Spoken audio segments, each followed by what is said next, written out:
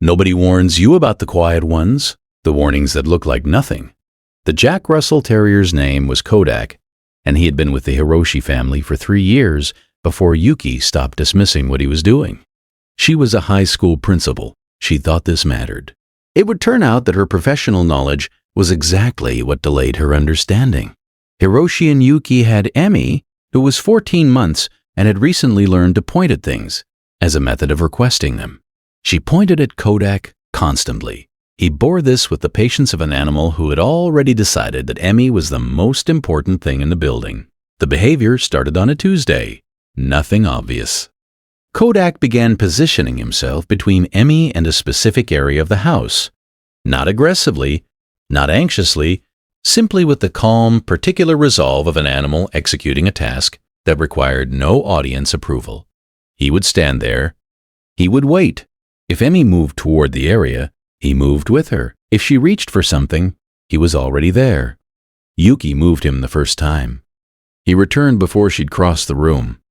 She moved him the second time with greater deliberateness. He returned in under 4 minutes.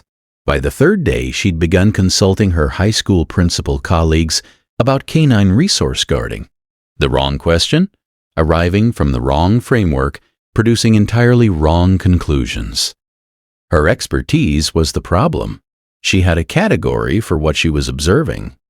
The category was incorrect.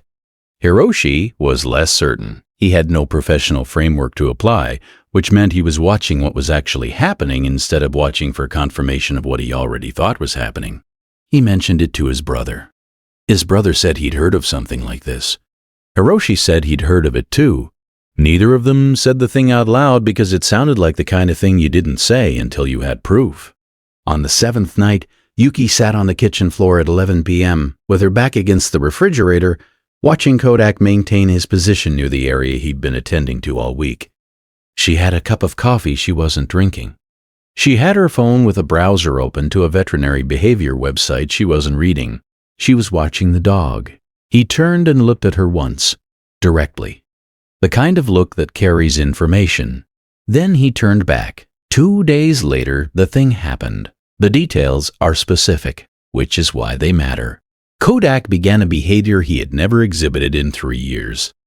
He moved from his position and pressed himself against Hiroshi's legs repeatedly, in the direction of the phone that was sitting on the counter. Hiroshi reached for it. Kodak continued pressing toward it. Hiroshi called the number he needed to call. What the pediatric neurologist found was febrile seizure. The pediatric neurologist explained the science afterward. Dogs can detect the biochemical precursors to a neurological event. The window between detectable and symptomatic, in this specific case, was the window in which Kodak had been standing in exactly that spot, in exactly that position, for exactly that many days. Another 40 minutes and we would be having a very different conversation, the pediatric neurologist said. Yuki wrote it down. Not because she needed to. She would remember it without writing. But because she needed to do something with her hands in that moment. She had a category now. The category was, I had a professional framework that was wrong. The dog had no professional framework and was right. This is not an abstract thing. The family went through the math together later. The number of days, the progression of what had been building, the window they'd had. Kodak had started attending to the situation before any instrument would have detected it, before any symptom would have been visible, before any human sense would have registered anything as wrong. He was working from a different data set. The family modified the house. They had the inspection. They followed the protocol. They thanked everyone they were supposed to thank. What they couldn't do was fully account for Kodak's contribution in any of the official paperwork. There wasn't a field for it. The pediatric neurologist put early detection in the report. Early detection is accurate. It is also incomplete.